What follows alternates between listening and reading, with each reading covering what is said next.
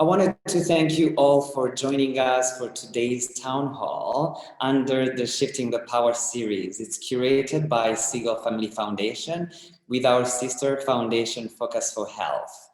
I'm already honored to be moderating this important conversation and to be joined by leaders and activists whose work I really admire. There has been a lot of talk about progressive and disruptive philanthropy and shifting the power of late, but very few conversations have explored how movements are redefining power and transforming philanthropy. So that's what we're here to do today, to unpack topics that affect community leaders across both our contexts in sub-Saharan Africa and in the United States. But before we dive into that, let's hear from Martin Siegel, the chairman of the board of Siegel Family Foundation, our convener today. Through his leadership, Martin continues to demonstrate that power is giving it to others. We see him chair the board with curiosity and humility. And as a colleague, he leads our team by giving us room and responsibility to create solutions that work, even if they might challenge and contradict his own assumptions. Martin.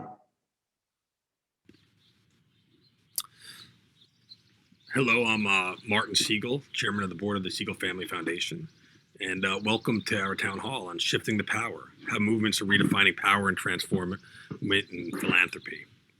I've been with the Siegel Family Foundation and chairman of the board for maybe 10, 11 years now. My father started the Siegel Family Foundation when he got involved in philanthropy.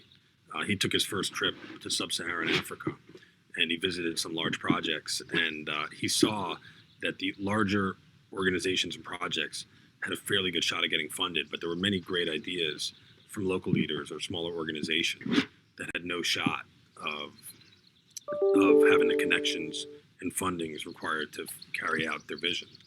And additionally, these organizations, they weren't working together. So he decided when he got into philanthropy that he was going to key in and focus on giving funding to local communities who wouldn't ordinarily be able to get that funding and having them work together to solve each other's problems. So he started Siegel Family Foundation and later Focus for Health with a similar goal of ending inequality and improving some of the injustices in America. He's always fighting for the little guy through both organizations, and that's an important part of our values. So I feel our approach to philanthropy, especially with Siegel Family Foundation, is a little different. We're constantly focused on building our team and our infrastructure and really making our machine better. I see a lot of people spending a lot of time focusing on which projects they should support and not building an infrastructure to further their philanthropic missions.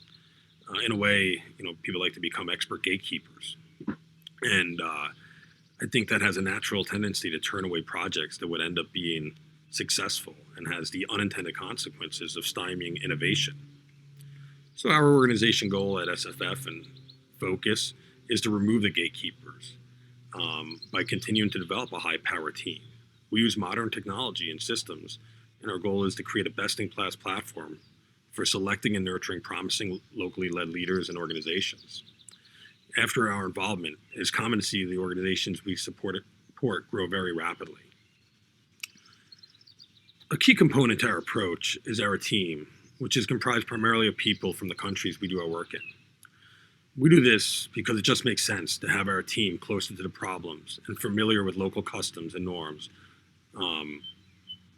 looking for and helping the folks trying to improve their communities and world. As a foundation leader, it's also incredibly rewarding to make infrastructure and team investments close to the communities that we serve.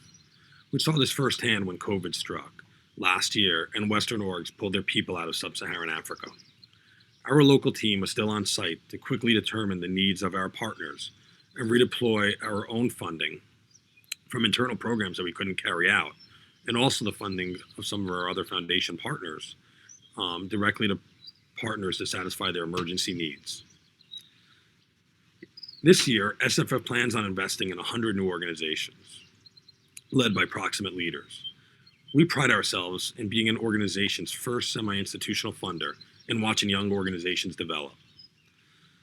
Well, it's hard to measure our investments in local communities, and it does feel like our investments in our team feels very sustainable. When you're giving funding and resources to proximate leaders, you're transferring opportunity from those who have historically been neglected. Not all projects work out, but the feeling that being given a chance and the knowledge gained from the experience stays within the community and leadership team and potentially leads to future successes and impact down the road. Today, I'm glad to have these speakers to talk more about what real partnerships look like and what lessons all of us in philanthropy should take heart about how to fund in a forward-thinking way. It's true that we do have ambitious ideas of what the future philanthropy should be in order to really create value. Now, let's dive into this. Our next speakers also teach us that for foundations and philanthropists like Focus for Health and Siegel Family Foundation to be relevant, we'll need to adapt to how change happens and how best we can support it. It is becoming more and more evident that business as usual in social impact funding is a story of the tail wagging the dog. I'm telling this with measured cynicism because we see many activists and innovators continue to be forced by funders to feed their activism into paternalistic requirements. And we know that for many movements, these rigid and elitist structures do not always align with ways of working that keep collective agile and accountable to their communities. But we're also seeing through our eyes how traditional paradigms are being disrupted, destroyed even by visionary changemakers who no longer accept it because they are building movements, not organizations, and they're focusing on building resource strategies, not grant writing strategies. Joining me on this virtual table are three incredible movement builders and leaders. Please help me welcome Humphrey. He is the founder of Reach a Hand. Over the years, his organization has been instrumental in building a movement for sexual reproductive rights and justice. His work galvanizes audiences of hundreds of thousands of Ugandan youth seeking progressive sexual reproductive health services. Humphrey, you're the most welcome. Thank you, David. Thank you.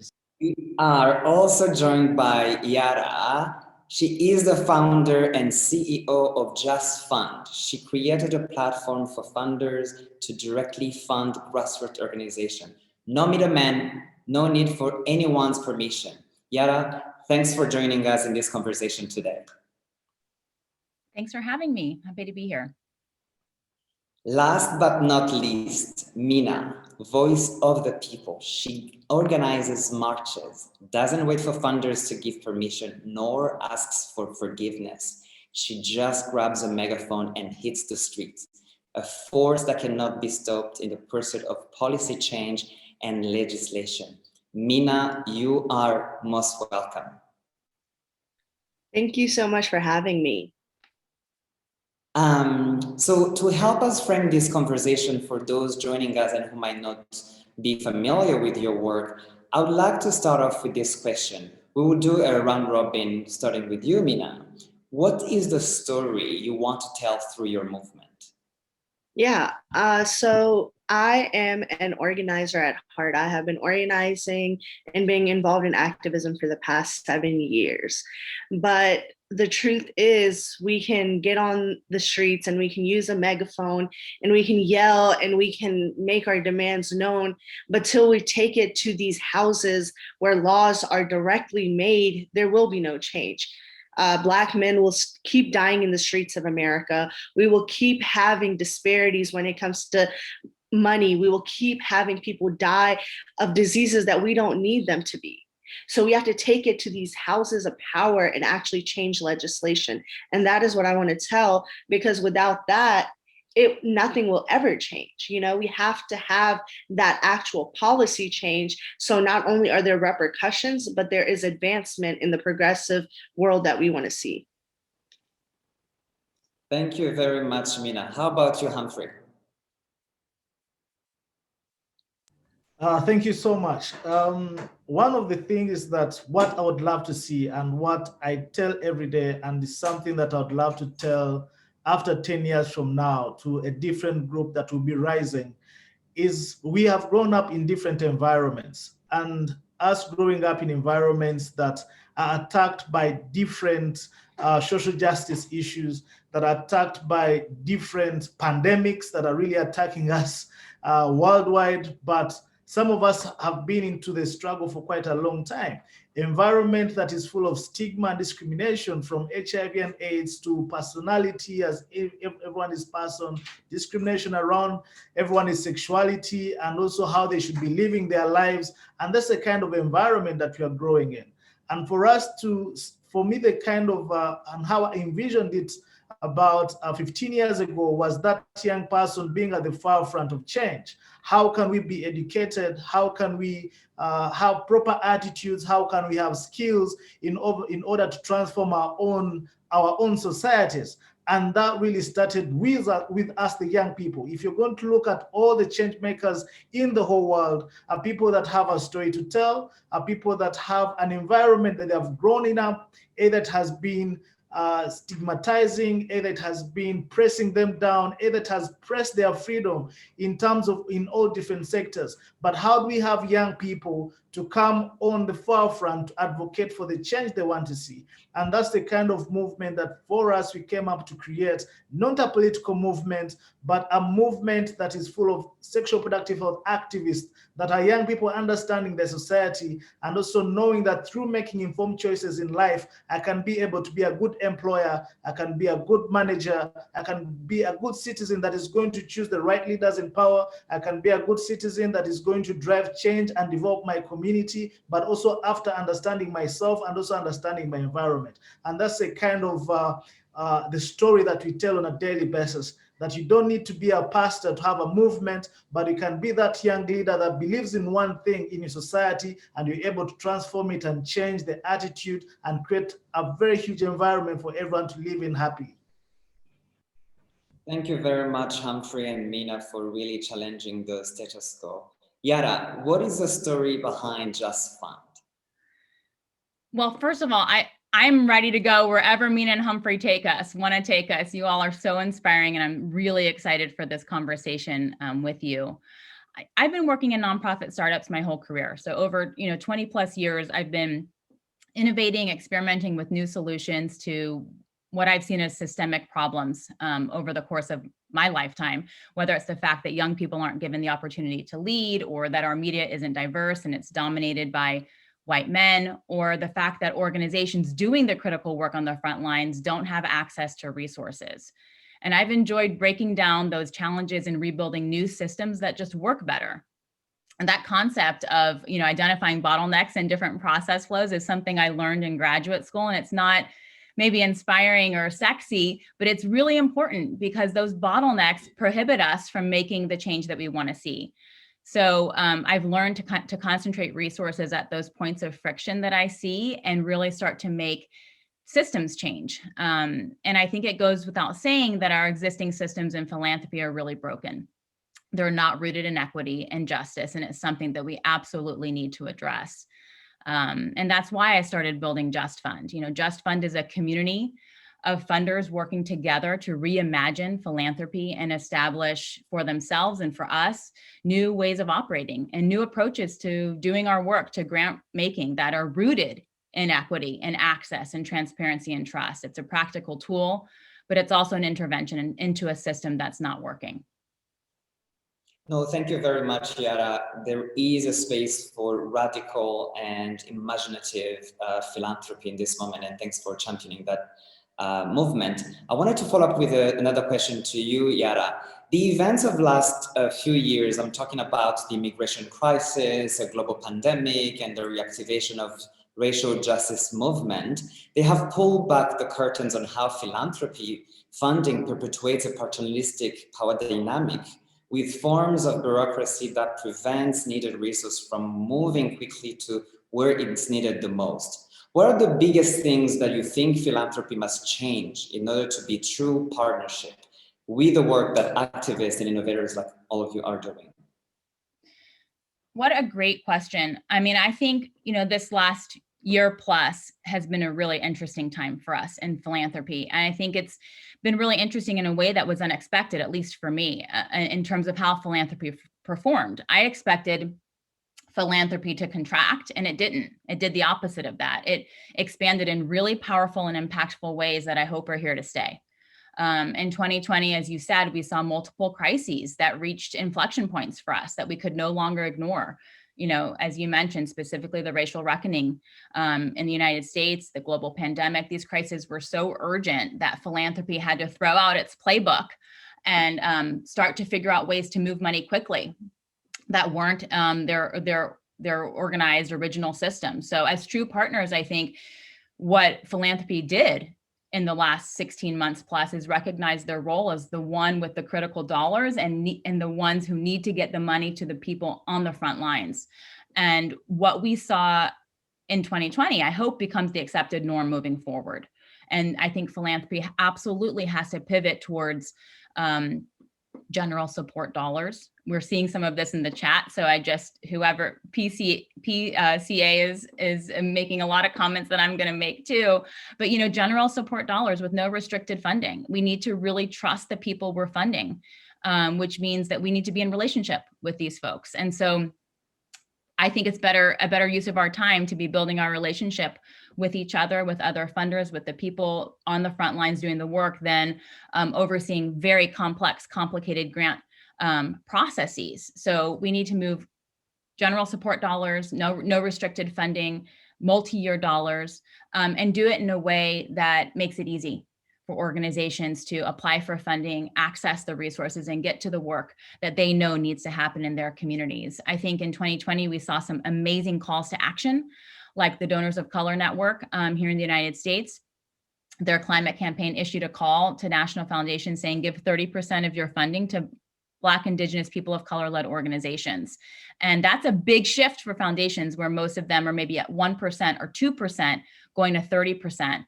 But we've really got to get money to people on the ground and do it quickly. So I think the way we fund has to change, who we're funding has to change, and really get into right relationship with the organizations by building meaningful relationships.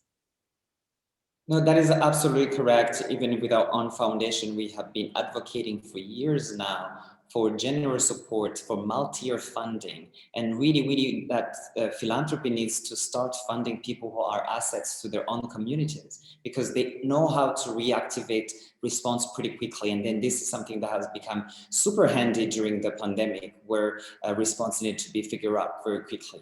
So Mina, I'm coming to you. I wanted to frame this from a perspective that, you know, methods and philosophies guiding giving and philanthropy have continued to evolve with time, some more documented than others, and in some ways they have also stayed the same.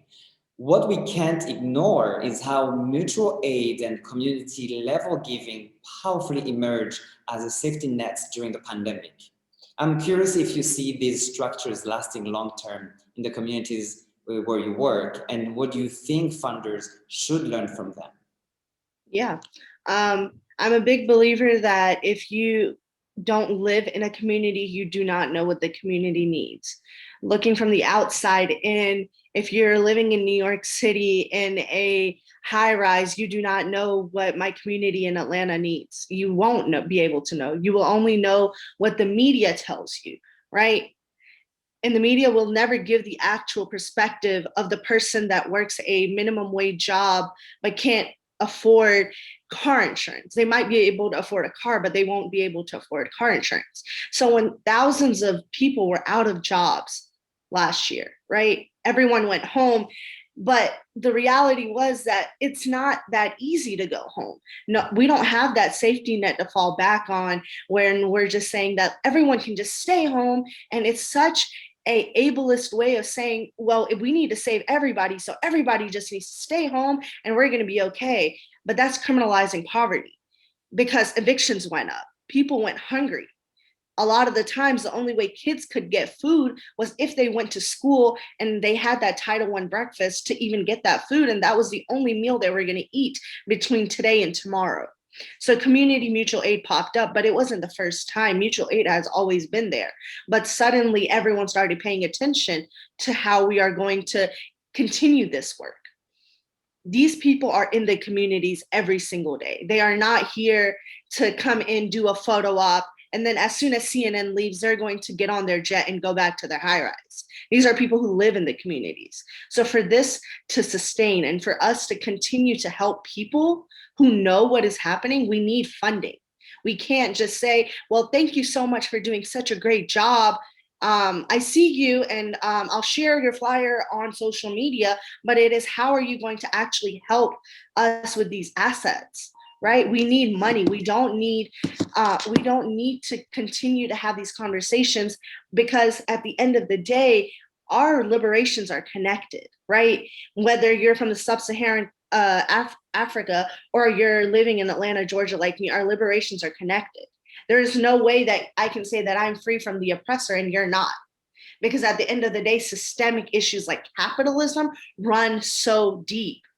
And that is what we saw in 2020. We saw how capitalism took everything that we knew and held so dear to our hearts, and it tore it down because one virus. If we are truly living in a sustainable global economy, then we must be able to have these situations happen and people not go hungry for 5 days. We should be able to have global pandemics and people not be put out into the street. There's a reason why homelessness went up by 65% in the city of Atlanta when we were during the pandemic. So if we don't have these grants and we don't have these assets and we don't have these funds, people in the community can't do the work. And it's just a simple answer to that. Absolutely. And you were touching on a few nuggets that I wanted to pick up on around this idea of funding proximate leaders. But we also know that oftentimes, proximate leadership funding has been associated pretty quickly with risk, which is something that I'm going to get into in a little bit. But I really, really do believe that there's so many things that we can pick up from what we've learned in the last pandemic to fund infrastructure and technologies that make movement work better and use relationships that funders already have to leverage all that to connect people, which is sometimes it becomes a really, really tricky when movement builders have to figure out on their own how to build technologies to support their movements, but also how to build relationships that they might need in case they're suddenly getting in trouble. So I wanted to come back to this idea of risk. There has been a lot of critiques on how funders are often risk averse. You agree with me that a lot of grant making processes are designed to secure guaranteed outputs. What do you think needs to be adjusted around this relationship to risk, and how does this impact your work, Humphrey?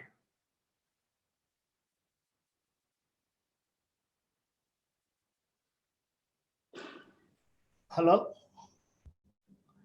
Yes, we can hear you. There's a big risk sometimes that really affects the work that we really do. And also one of the things that we have to start in is that the relationship between philanthropists and the grantees at least has to be strengthened in terms of like how do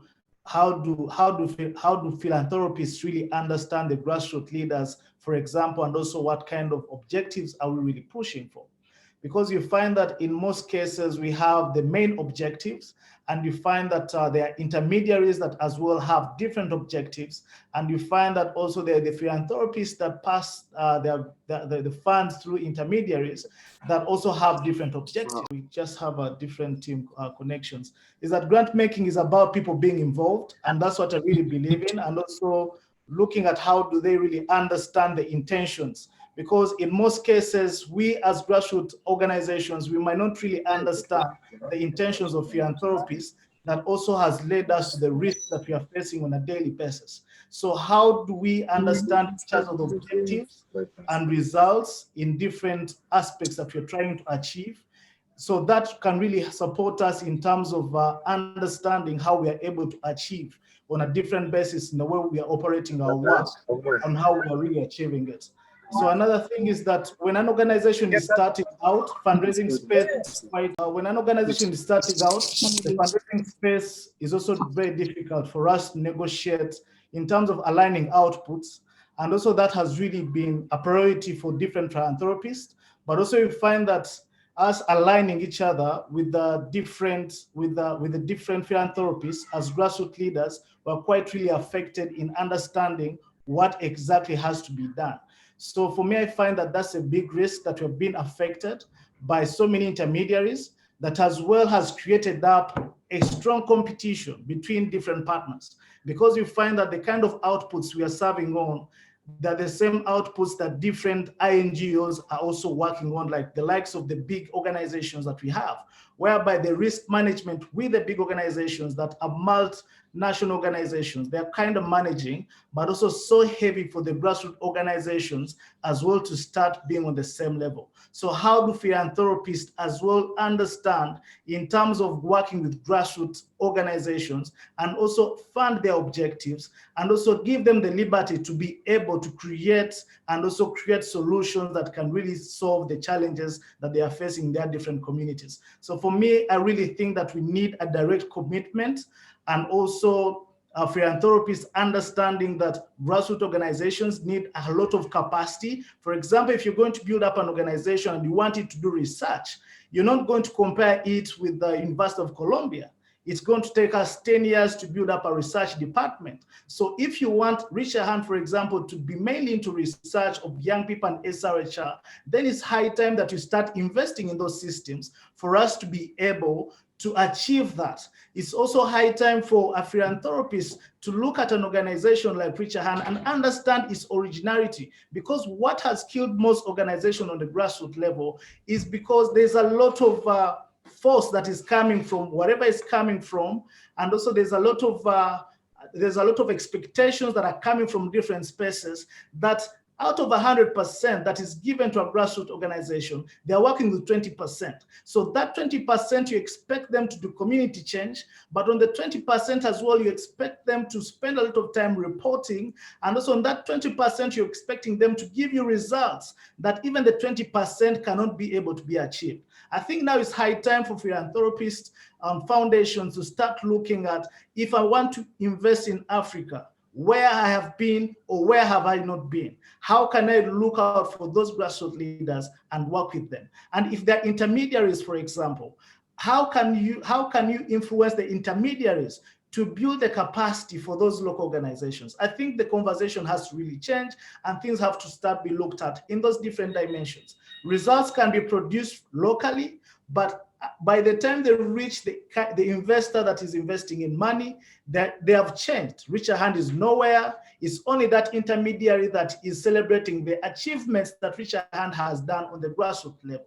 But how can that intermediary as well represent Richer Hand at the top level, whereby that person who's giving money can know that there's Richer Hand in Uganda that has created this kind of movement, and this is the kind of support that they need, and I need to send my 100% check directly to them, because there are so many grassroots change makers that we have. And these grassroots changes is not only that I'm talking about in Africa or Uganda, but even if it's in the States, even if it's in Asia, even if it's in South America, we need to invest directly to the grassroots leaders and understand their objectives, and also understand that we are all in a transaction of creating impact. And these are my expectations that I really have.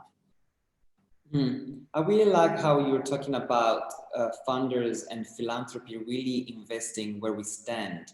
If we're looking for impact, to really think beyond numbers and the output and invest in the entire value chain, from leaders to systems and to general support that allows people to innovate. And you said something that I wanted to repeat. Grant making is about getting people involved, sharing risk, and celebrate together success. I could not agree more. I think when funders understand the context in which activists work, beyond their forms, they make better decisions that are really resolving real issues.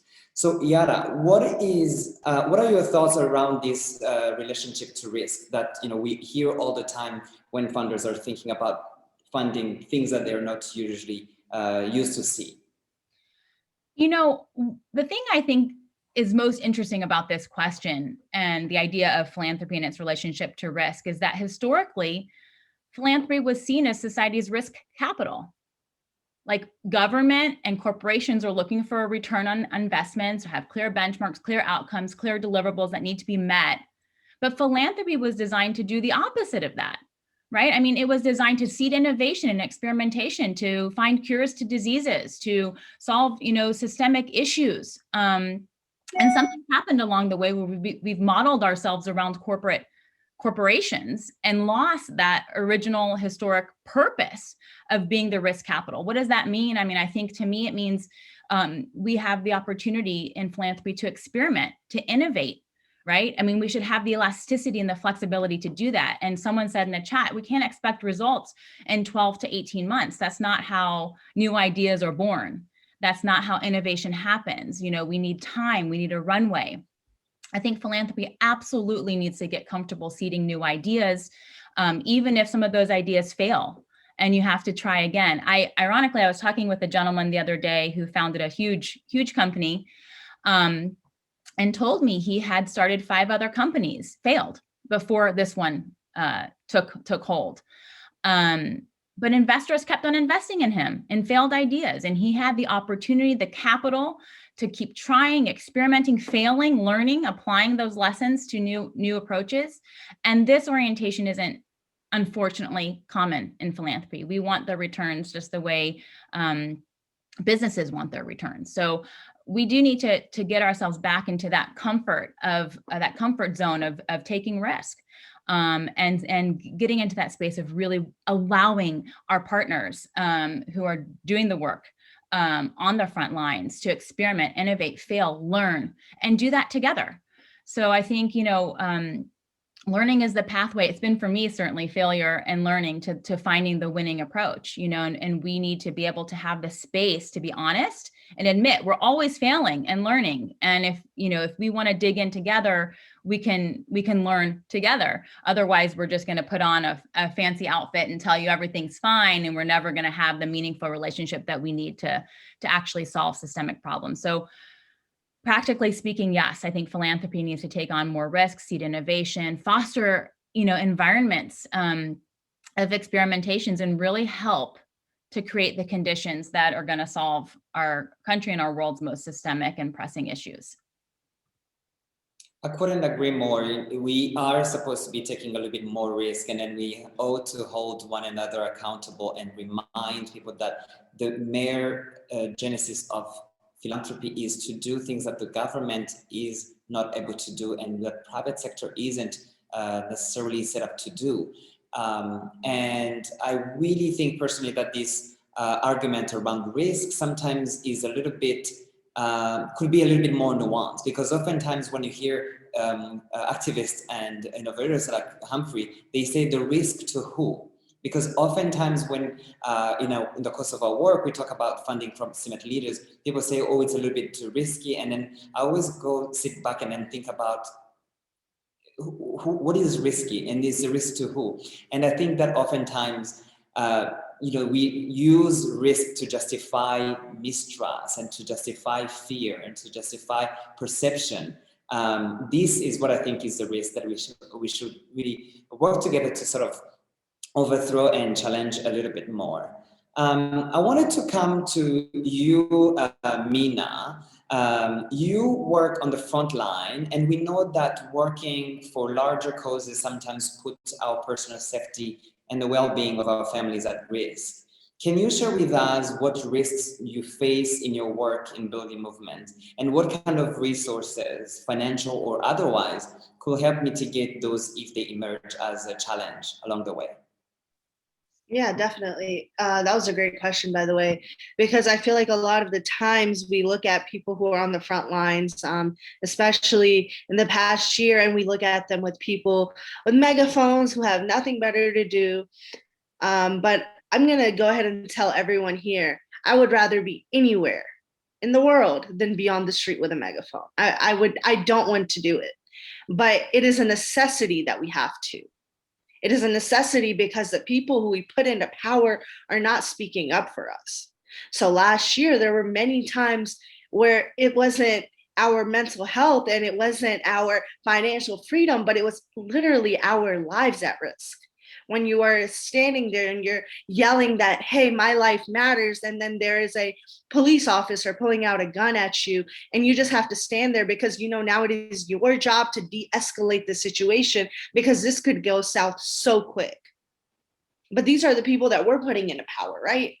We elect our sheriffs. We elect these people who put in place these policies that allow these oppressors to have power.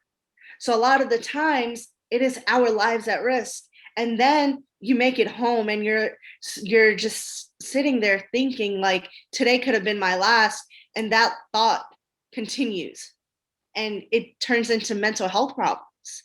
So many activists that I know that were brutally attacked, including myself last year.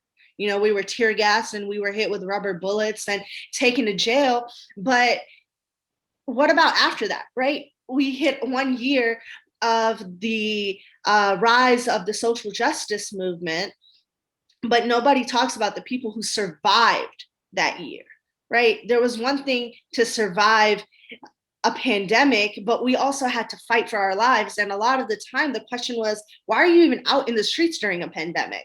And it's because you're still killing me during a pandemic. So I have to be out.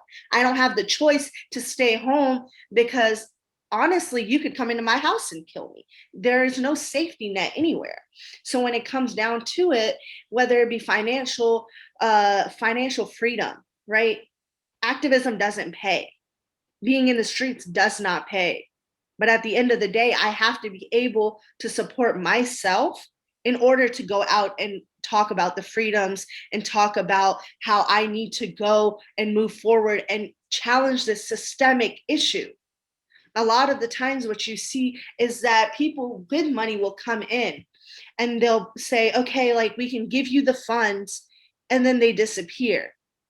Or they'll write the check and they're nowhere to be found. But where's that check going? And why are you funding me?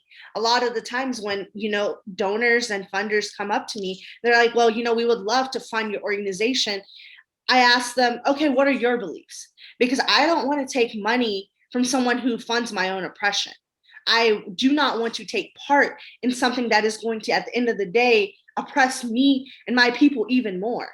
Because that is going in that circle, that black hole that we aren't seeming to get out of. You know, especially in the United States, we talk about how slavery ended 200 years ago and how Jim Crow and segregation was 70 years ago. But there are people in power who are alive who are in power right now, who are alive when segregation took place, whose grandparents were the actual slave owners. So how are we talking about, oh, it's such a long time ago and we're just going to, you know, focus on the future? You can't focus on the future because you haven't fixed the past. History doesn't repeat itself, it rhymes. When we are here and we're talking about things like voter suppression, we're talking about things like the Black Lives Matter movement, the Me Too movement, the feminist movement, all these things have not emerged in 2020 or the years before this. This has been an ongoing battle and struggle for liberation, because these systemic issues were never fixed. The house is just as strong as the foundation is. And if our foundation is weak, which it is cracked and it is not built for us. A lot of the times people will say, okay, so how do we move forward?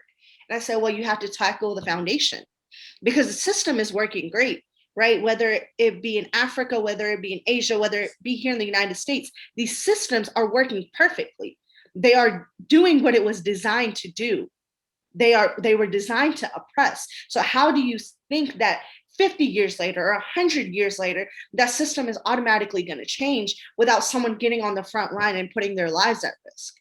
A lot of the times we say, you know, it takes one person with one gun to drive by that protest and open fire. And you don't know how many of us are going to survive that day, because we don't have that security. And a lot of the times the people who we put there to, you know, protect and serve aren't protecting and serving us. They're protecting and serving government officials. They're protecting and serving money. That is the problem, because money is the root and we can't seem to get ahead of it. Because if we're talking about how there was a coordinated attack on voting rights in the United States and it's still ongoing, we had people who had money that went into these meetings that strong-armed these leaders into doing this. When we're talking about police unions, right? My biggest issue that I work on is police brutality. I work with mothers who have lost their children to loved ones, and I'm thinking, what do we do from here, right? Like, we can continue fighting and we can continue saying people's names. You see George Floyd right behind me. That's my wall of justice, but it only has one poster on there because we haven't gotten justice for all these names.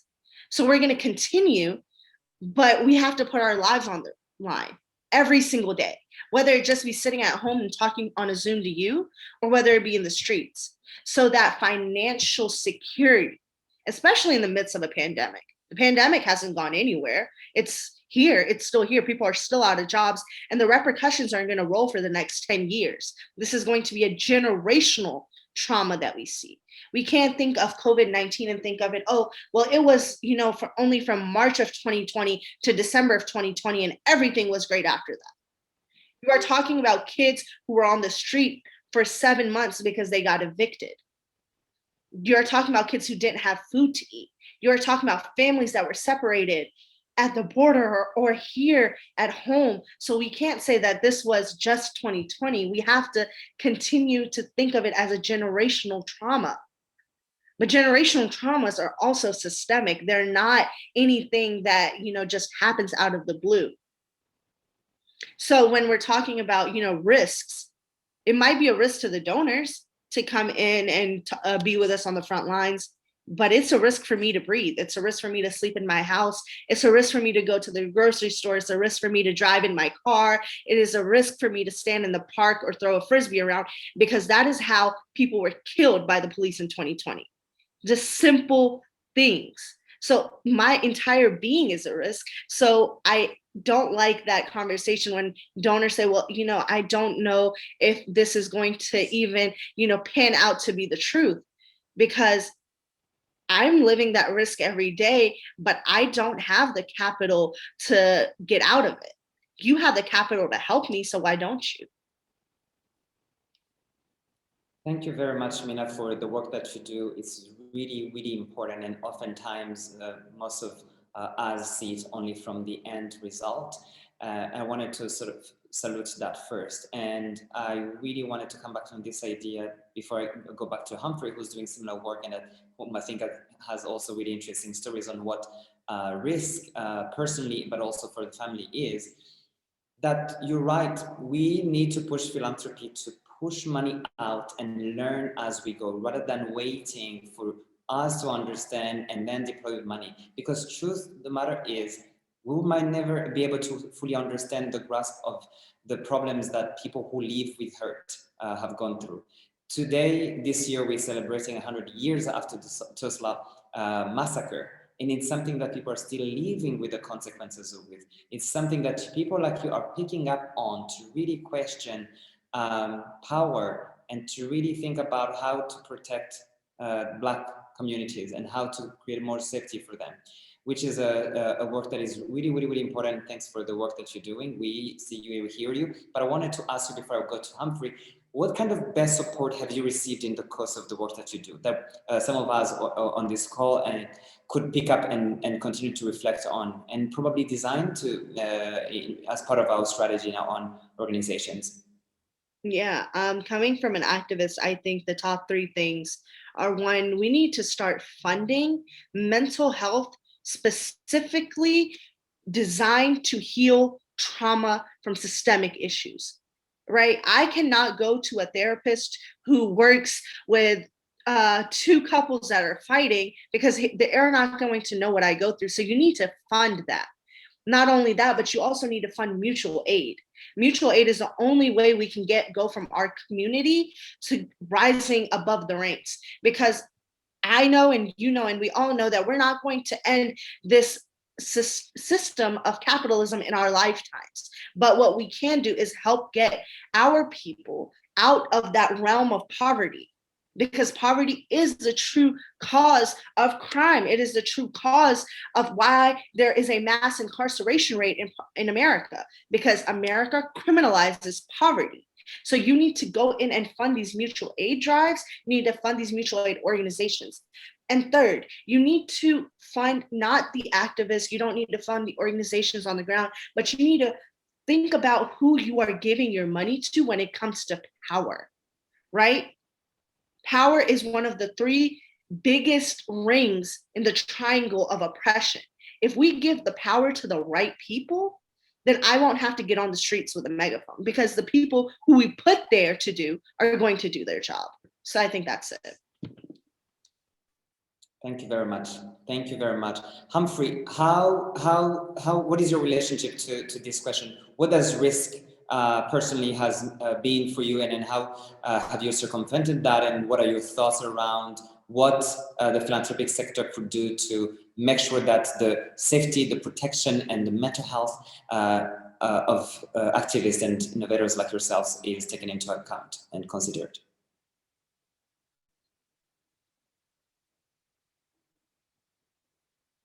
Oh, you're on mute, Humphrey. Thank you so much, Dedo. I think the question comes at the right time, and also these conversations came at the right time. But also, I would love to really confess that I've been in several discussions whereby philanthropists and funders are talking about building up local movement and also giving the power back to the people that really deserve it. And the power mean, like, if you look at the grassroots organizations and grassroots leaders that I passionately really advocate for, is that their calling is not that they wake up one day and say, let me start up an organization. There's a story behind it. There's something, there's passion, there's commitment. But along the way, after 4-6 years, that commitment is dead. The passion is dead. And also the question I was asking myself for a long time, if I'm working in the SRHR sector, if there was no sexual reproductive health and rights funding, would we be having those kind of movements existing and also addressing issues that are really affecting so many people in this country? And this is a question I would love to throw to everyone that is attending this, attending the town hall. It's a question that we have to answer on a daily basis, because our callings, it has so much risk into it. For example, recently, I'll give an example, were raided by police, and in that the kind of charges they put against us were even things that we have never involved in. We have never even involved ourselves in any political activities. Either we've been as much as possible building up systems that are more transparent to everyone, to the government bodies, to everything. But now you find that the hidden kind of questions they are asking is, tell us about the youth movement you're creating. Give us the kind of content you're providing to the young people. Are you building up a homosexuality movement? Are you building up a gay movement? And these are kind of questions that you find that local organizations like Reach a Hand, which is so much grassroots oriented, is going to be affected, but also leave out the other big organizations that might be working on such similar issues as Reach a Hand. So the question is, why leave that person and attack a small organization on such really allegations? So at the end of the day, once we're into boardrooms and meetings whereby funders are involved, philanthropists are involved, are talking about building up capacity of local organizations like Reach a Hand. But is it really in practice? The answer is no. Most kind of thing we are really affected. Even this, when it happens, you find that the most people that even ran away fast were even, like intermediaries, like, oh, we don't want to associate ourselves with Reach a Hand because they're going through this and this. Even some people that we thought had our backs, they had to, to pause a little bit. So how can philanthropists understand the context that different leaders work in, especially like our heated context, which is politically involved? You have a huge movement of young people, you have a huge movement of people that are following you, they start tagging politics on you, and that's not the intention that even you're doing, because even our work is as much transparent as possible. So you find that organizations like ours, the risk is much higher that is not understood by the philanthropists or funders. If they're having these kind of discussions of like, would love to localize the system and give the power where it belongs, give the funding where it belongs, also they have to understand the kind of context that we work in, because this really shows that everyone has different interests and they have run away because they're protecting their interests. I think that's really unfair. It's a few foundations that really stood with us because Why are foundations? Because they are funding us directly. Why an intermediary running away and asking so many questions, even understanding what is happening in the country, and also posing of like, we're not able to work with you because of ABCD. If you don't work with Reach a Hand, that means there's so many structures that you're affecting, the structures of the young people that we created up, the services that we are providing, the information that we keep providing on a daily basis. That young person in the society is going to be affected because there's someone else who's pulling up the plug. So those are some of the risks that we are facing. In terms of like difficult times whereby we are heated, how can we be supported and how can we be understood that we are working in different environments, which has different kind of challenges even to operate in. If you look at most of the organizations that have started up, is that started up by individuals who are founders. But the question that always we keep being asked is about transition. How are you going to transition away from being a leader and maybe do something else? But at the end of the day, I have a calling that doesn't need a transition. I have a calling to why Reach a Hand started. I have a calling to why I'm doing the kind of job that I'm doing. And that's the kind of passion that I have. But at the end of the day, we work in an environment which is so risky, but also the person funding us, we're having so much trouble, as if also the money we are getting is not even, we are not even being trusted at all. Such things happen, you find that tomorrow there's an audit that is happening, and once that happens, they close down the organization. But do they take time to build up capacity of that local organization somewhere to be able even to reach an extent where they can be fully trusted by that philanthropy? So I think things have to really change. Discussions have to really change. If you're giving me money, then help me and build up systems, because I'm not going to build up system in 10 years. And in 10 years, you come and you say, you've been doing this and this, I want to come and verify. But why can't you help me to start building up systems so that after 10 years, you come to verify if the systems are working, if people are working to achieve their goals and mission, if this and this is being done. And you've seen so many grassroots leaders close shop because the kind of job we're looked at is looked at as a business transaction, because most funders, actually, intermediaries, don't understand the passion and the time it takes to invest in this. As Mina said, the kind of job we are doing is not a paid job, it's a voluntary job from the beginning. But at the end of the day, we have so many people that depend on it. And depend on it is not about the employers we are depending. Reach a Hand, we work with over 793 young people every year in all 43 districts. And these young people as well, they're doing their work voluntarily, but they need to feed, they need to work, and also they need to meet the donors' output and impact to be created for us to write a good report. But how are they going to depend on us? Yet even us, we cannot even depend on ourselves. So there's so much that has to be done. Trust has to come directly to the grassroots leaders. Investment has to come directly to the grassroots leaders. If you're giving 100% and you have your own objectives, then let that 100% come directly to that grassroots leader, and also understand the context they are working in and build up their capacity to be risk averse, to understand their security, and also invest into their security, because the issues they're working on sometimes, again, it's another body that has to either work with the government or work against the government policies, or even advocate for better policies. And that's the kind of environment we're working in.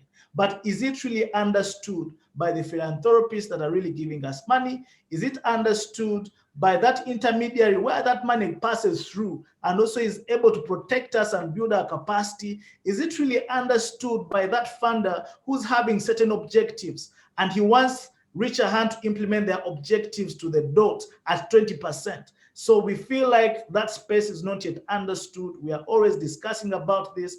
Funders are always discussing about this. But in terms of practice, we have not yet seen it. We are totally sinking on a daily basis. Thank you so much.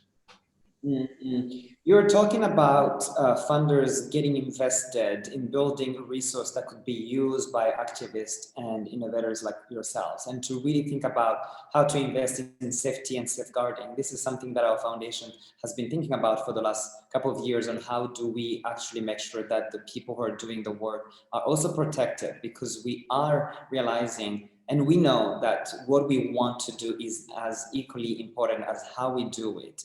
And one thing that I heard to you, Humphrey and Mina, come back to is that you're asking funders not to carry the torch, but to really help activists light the fire. And this is something that they could certainly do and continue as part of continuing to build resource around activists, and also continue to learn.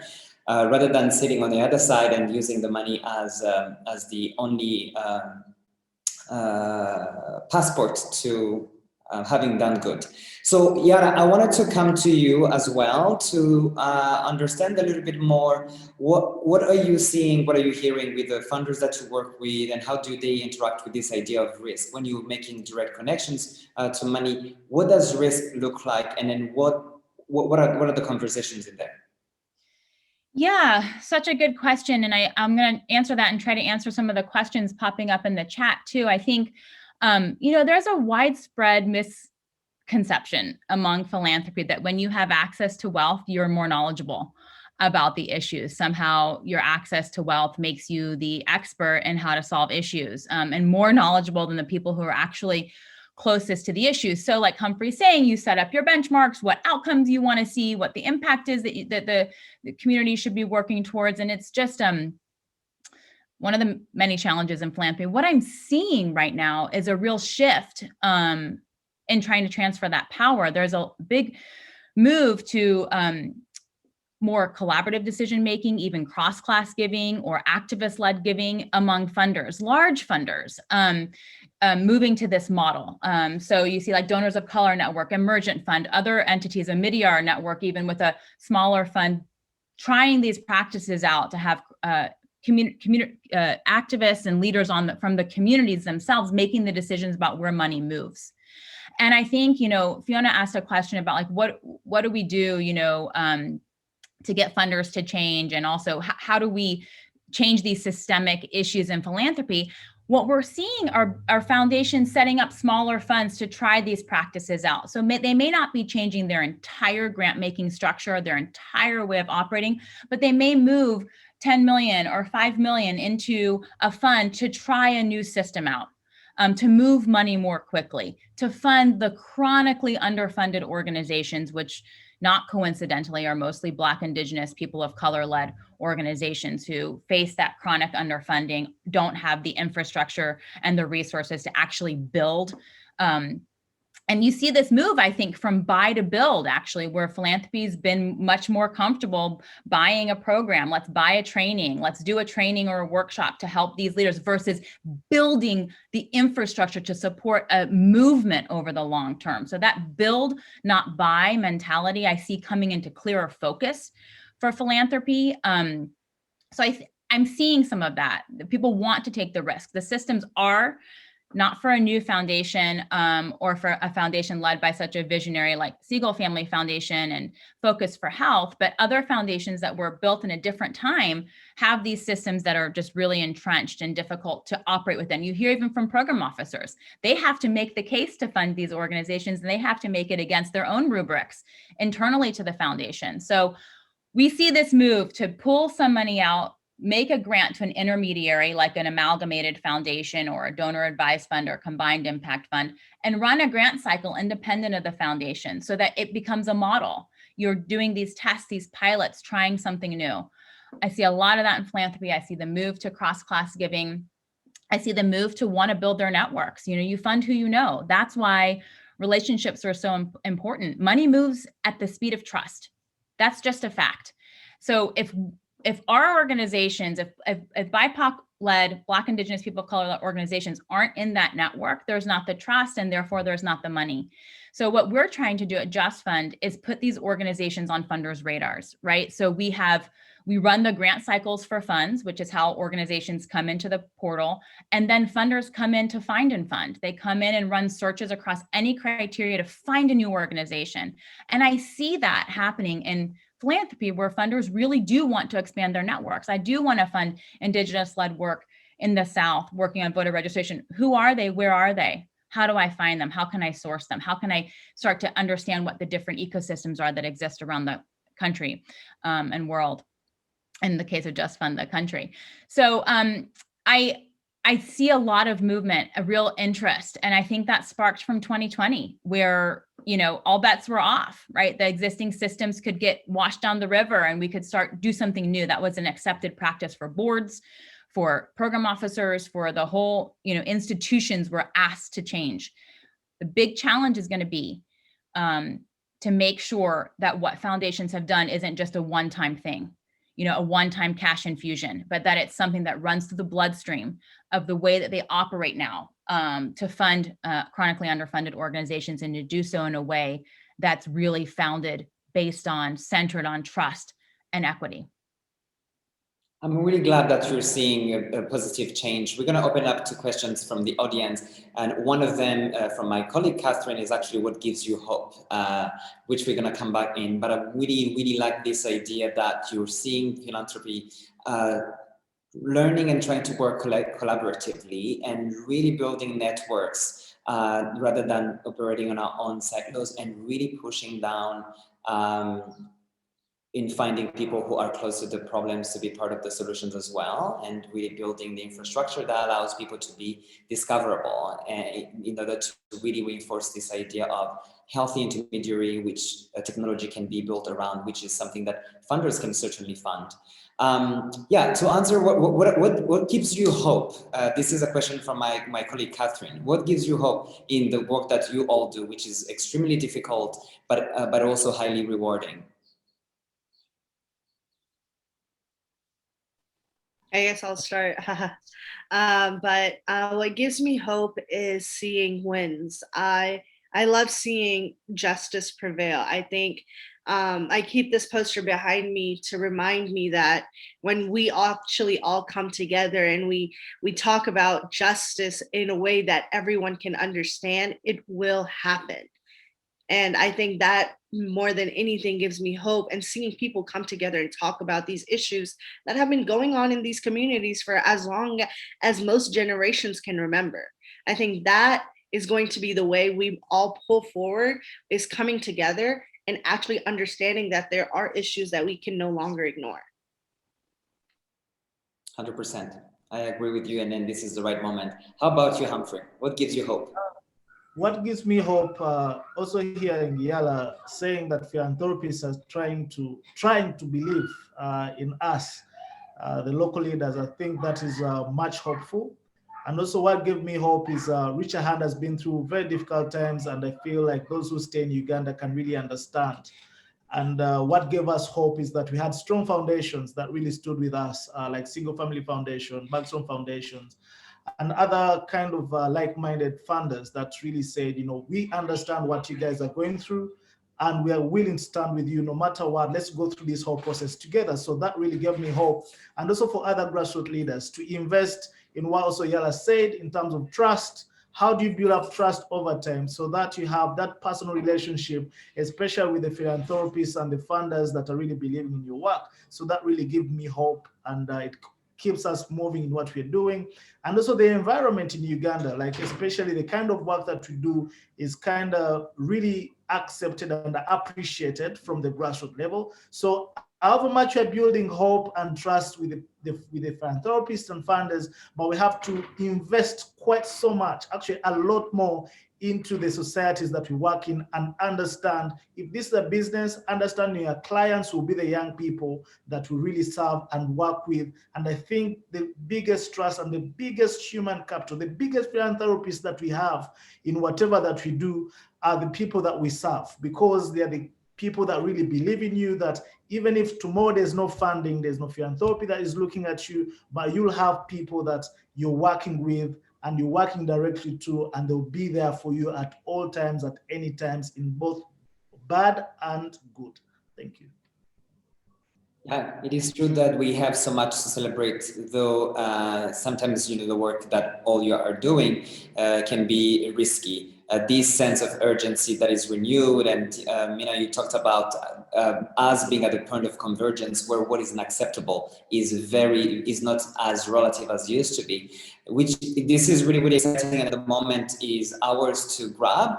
I wanted to pick a few questions from the audience. Ishban is asking a question that I think some of you have answered, but I'm curious if you have any follow-up thoughts on this. He's asking, why do you think that even though funders participate in conversations like this, they nod to your message about power and transforming philanthropy, they speak the rhetoric, but they usually don't change practices? Yeah. That's very true.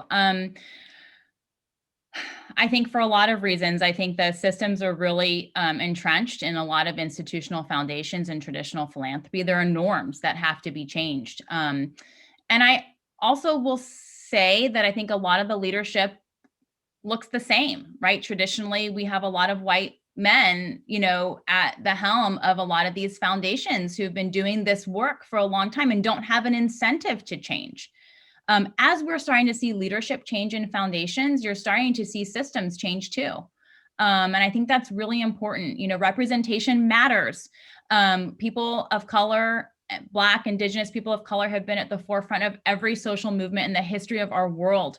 And we need to be sitting at the decision-making tables of every place of power, as Mina is saying. And so I think when you start to see that shift happening, you start to see a more tolerance for risk, all the things that we're talking about, giving power over to people, communities of color, not all the time, but you're starting to see that.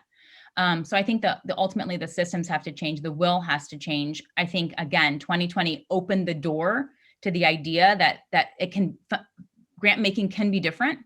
There is another way to do this work. We don't have to stick to the rules and the 18-page proposals and the 25 attachments. You can move money more quickly and get money out quickly to organizations on the front lines. So I think that there's now the need to build a system around it versus just this one-time flow of resources to really understand that this is actually the way forward, not just a one-time infusion, but we need to move all of our systems towards this. And again, I do see philanthropy taking small buckets and trying some new ways of operating. And I really hope that this is going to stick, that this is the new way of the future of philanthropy. Absolutely. We're also seeing a lot of changes in the current configuration. I remember when I joined the philanthropic sector, there were only a few African in philanthropy, but now it's starting to change, where you see the board composition and team composition really changing to really match the demographic that they seek to serve. And that's something that we should continue to put pressure at the foundations to also do, to really become relevant and to put knowledge and to really think about what kind of strengths that we don't put forward in keeping the boards the way they used to be, white men and Western. Are there any other questions here? Chris is saying that it's really good to provide multi-year funding as it's really representative of what is possible for organizations to do. Mina, how do you see this work? How do people fund movements? What are different ways people can fund movements? Yeah, one, it can go straight to the frontliners. It can go straight to the people who are actually doing the work. But I will say a lot of the times, most of us will not take the money. We will not take it, but we will say, you need to invest in our communities. And that doesn't just look like going to, the most known organization and writing them a check for $50,000. It goes to actually providing resources. That is the biggest way that we can make change. And the biggest way I see philanthropy helping these movements on the ground. Fund the communities, fund schools, and fund, whatever that community specifically needs. But do not come in with a predisposed thought of what this community needs, because you can think from what you see on the media is what this community could need, but in reality, it could be something 180 degrees different. So listen to the people in the communities and put your funds where they tell you to. Any funders, any donors that could be listening, I think that would be my biggest thing. You have 2 ears and 1 mouth for a reason. Listen twice as much as you talk.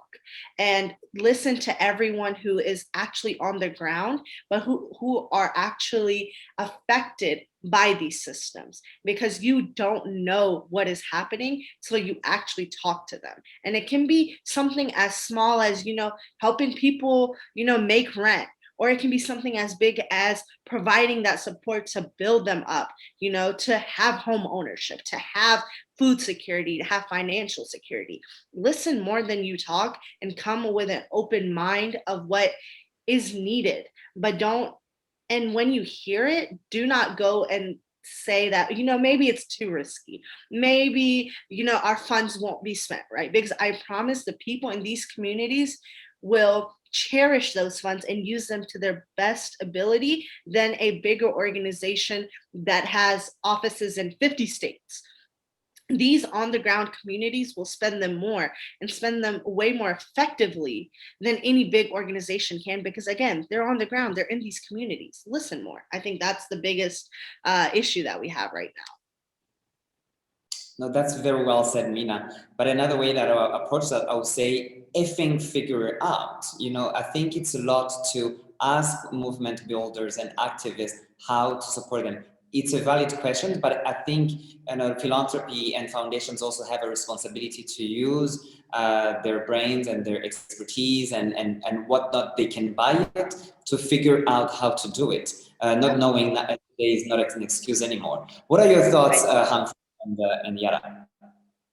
Yeah, I agree so much with Mina.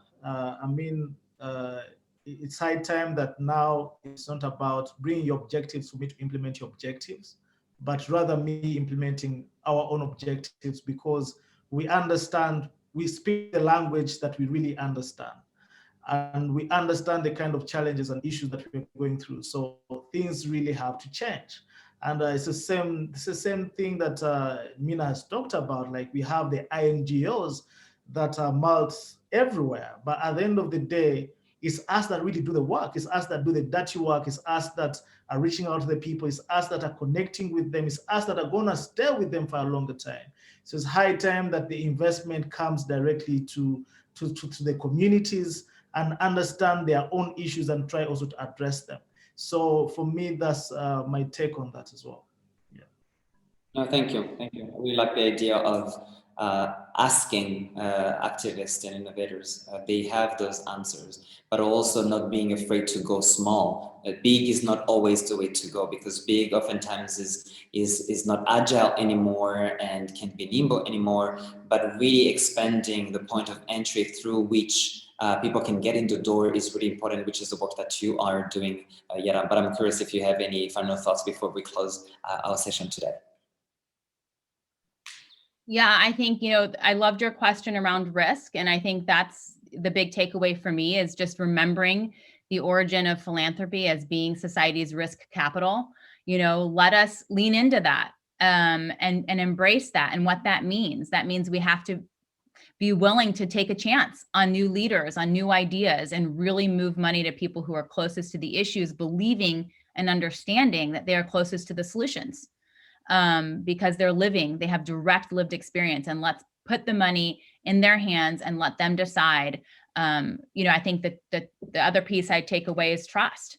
There's a whole movement around trust-based philanthropy, and that's a phrase that has a lot of power and implications. So what does that mean? We need to really be in trust-filled relationship with organizations that we're moving resources to. I think that's really important. And, doing the multi-year, giving them a runway, being ensuring that we're doing general operating support. I think all of those practices, and really taking the friction out of the application process. One of the questions here was, why don't larger foundations move money to smaller groups? You know, I think the processes are so cumbersome. It's very expensive for these large foundations to actually issue a grant and go through their vetting process, their, you know, the whole application process, decision-making process. It's not actually worth it to do a $25,000, $10,000, $5,000 grant. Their grants start at $100,000. And so you're looking for larger organizations who can absorb those kinds of resources, which is why this whole universe of intermediaries has come to be, right? So you can move $1 million, $10 million to a fund, and then that fund can issue smaller grants to organizations on the ground. So I really hope that we start to really embrace trust, embrace risk as philanthropy, and really start to see that change happening. And I will just say, the amount of work that happens on the front lines, the social change we're seeing by Mina and Humphrey and others around the world is so inspiring. And they're doing so much with so little. What would happen if they had an abundance? If they didn't have to ask for money and they could focus their energy on just doing the work, solving the problems, caring and loving their communities? What would really happen if we freed them up to do that? And I think that's what we really need to be thinking about in philanthropy. Thank you very much. Putting innovation and trust are really at the center of what we do in philanthropy is not only a noble idea, but it has really implications on the well-being of different communities. I wanted to thank you all for joining me in this conversation. We have gotten so much nuggets from all your wisdom and the work that you're doing. I wanted to say on behalf of everyone who is on this call that we've learned so much around how movements are built, but also the work that we could do to sustain them. I wanted to pause from here and then say to everyone, thanks for joining us and for your questions and comments and love in the chat. I wanted to give you a round of applause to you, Mina, Yara, and Humphrey for this wonderful morning and afternoon for some of us, and looking forward to stay in touch.